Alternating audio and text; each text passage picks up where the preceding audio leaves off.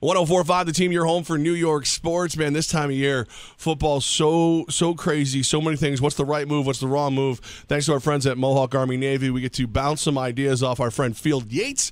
And Field, first thing, I got a lot of Giants fans here who are extremely conflicted. Should Davis Webb get a start, or do you stay with Eli for the rest of the year? You know something, guys? I think you have to stay with Eli, and here's the reason why. It turned into mayhem the last time Eli Manning did not start. Now, we know that was a one-week hiatus from having him as a starter, and obviously Ben McAdoo was fired amidst that situation. But at this point, if you understand the outcry of support for Eli Manning that was shown by Giants fans, don't you think you run the risk of seeing a similar outcry if it happens again? I think at this point, it's water under the bridge. I understand the developmental upside that you want to see in Davis Webb, but I think at this point, unfortunately, the Giants missed out on their opportunity by really fumbling the situation as a whole to develop Davis Webb this year. I think he ended up having to just start Eli Manning the last 2 weeks of the season. All right, so Eli Manning starts the final 2 weeks of the season in your eyes, and I tend to agree with you on that too, but now we look towards the future, and there's been talk of Dave Gettleman interviewing for the Giants. I know there's reports out there that ESPN's own Louis Riddick is there. What have you heard when it comes to the Giants GM search? Well, I know this, is that the team obviously wants to have that GM in place before it decides upon a head coach. And beyond that, it's a very attractive job. And I think people would say to themselves, okay, well, what makes it an attractive job? And I think when you look at it, the organizational ability that has been shown for the better part of, 5 decades, trumps what we've seen over the past few months where Ben McAdoo, or I guess a few weeks, when Ben McAdoo lost his job after less than 2 years on said job. I think people look at it as, hey, it's obviously a team that has a rich tradition. But beyond that, typically the general manager has gotten plenty of time to have his opportunity to let that job run its course, which are all reasons why I think this job, separate and apart from the roster, separate and apart from the salary cap, those things that are obvious for every single job, has a lot of allure to it for people like Dave Gettleman and like the people that are already on the Giants staff that have interviewed or will interview for this job, like a Louis Riddick who does a terrific job at ESPN as well. So I think that when the Giants do make a hire, it's going to be a coveted job by a coveted person. Field Yates with us right now, thanks to Mohawk Army Navy. Field, when Herm Edwards leaves to go coach Arizona State, Louis Riddick, a hot name in many of these GM searches. You've worked in the front office, you've worked with the mothership. Why are so many talents being cherry picked from ESPN? And is there any job besides the one you have that you would at least entertain if they called? So first of all, I think it's flattering for ESPN that people like Herm Edwards and Louis Riddick are on the radar of these jobs. And I think that, listen, Herm obviously has already been hired, so, and Louis, if he does eventually get a job, it'll be a matter of, these are just smart people that are coveted because they do a good job, and they're coveted by places that want to improve their current position. Herm Edwards leaving for Arizona State, he loves coaching. He's got that itch. He's always wanted to coach. That's what he's always done after his playing career. And with Louis, he ended up in TV after a long career in personnel, and I'd imagine that there's still that personnel itch that he wants to scratch. And he's never been a general manager, but I'd imagine that's something that he would love to endeavor upon and take the chance at. So it's too, and as far as my personal situation, nope, not leaving. Stuck with me at ESPN. I hope I get to be stuck with them for a very, very long time. I love what I do. It's a blast every single day. So I'm too satisfied doing what I'm doing to go somewhere else. Let's get into Bills-Patriots this weekend, a big game for Buffalo. And believe it or not, the Bills control their own destiny when it comes to breaking that playoff drought. But the storyline going into it's Tre'Davious White versus Rob Gronkowski.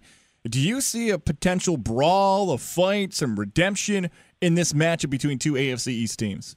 I don't think so, guys. I think this is going to be pretty much a non-story. Obviously there will be some quotes after the game and questions after the game. But if you think about it, like the Bills, actually, as a matter of fact, I don't think the Bills control their own destiny technically. I think they can win 2 games and still miss out on the playoffs. If the Jaguars lose out, the Titans win out, which, put it this way, if the Bills win out, they're almost assuredly going to go to the playoffs. And for that reason, there's no margin for error here. They don't have the opportunity to throw away 15 yards here by doing something out of bounds.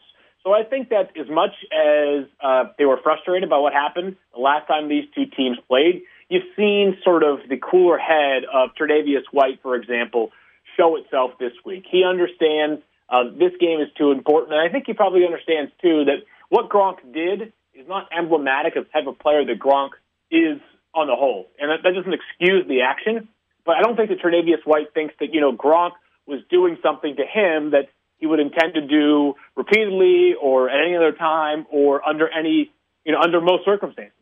104.5 The Team, ESPN Radio. Got Field Yates with us right now. Field, odd drama in New England as Tom Brady's business partner, trainer, doctor, whatever title he's going by this week, is reduced in where he can go and what he can do. What are you hearing? Is this a potential dust up? Is this just a personnel issue? What's going on in New England?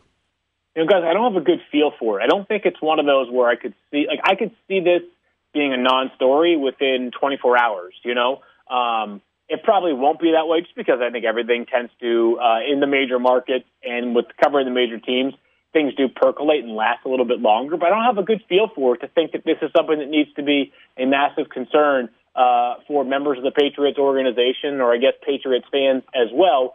At the end of the day, you have to draw lines in the sand. And it feels as though Bill Belichick has either drawn lines in the sand or perhaps reorganized the lines in the sand. I tend to think, though, that this is something that will eventually blow over and not be a major deal. Field is as a lifelong Raiders fan, and they call me the leader of Patriot Nation. Can you make something up real quick so I feel better? Let's see.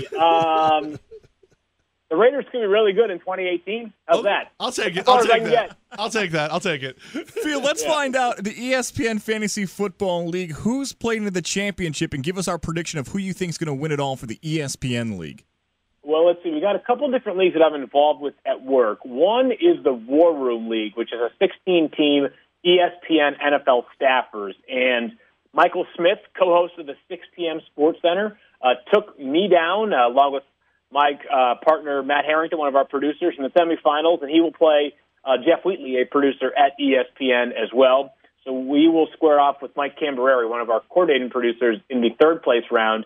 But this is kind of fun. We do a league for the podcast. It's a celebrity league, which is, you could probably just call it like Matthew Berry's Famous Friends League. And I get in there just because Matthew wouldn't want me to bother him with questions every single day about how the league was going if I wasn't in it. But I am playing Zac Efron in the finals of that league this Sunday. So, as we like to say, Zac Efron finally has something go right for him in life. He gets to do well in fantasy football, so we will square off this Sunday with nothing but pride on the line.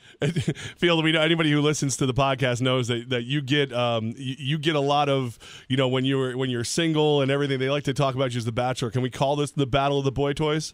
I'll take it. Listen, if I'm in the same conversation as Zac Efron, listen, that dude obviously has been the apple of the eye of many people for a long, long time. So to even be in the same breath as him, I'm okay with that. Whatever you want to call it, I'm good. I'm in. I'm on board. All right, Phil, real quick before we let you go, we had one of our diehard listeners wants to know if he starts Cooper Kupp or Josh Gordon. Sorry. I'd go with Josh Gordon in this circumstance. Since Robert Woods' return, you're basically talking about a number 2 wide receiver or 2.5 in Kupp.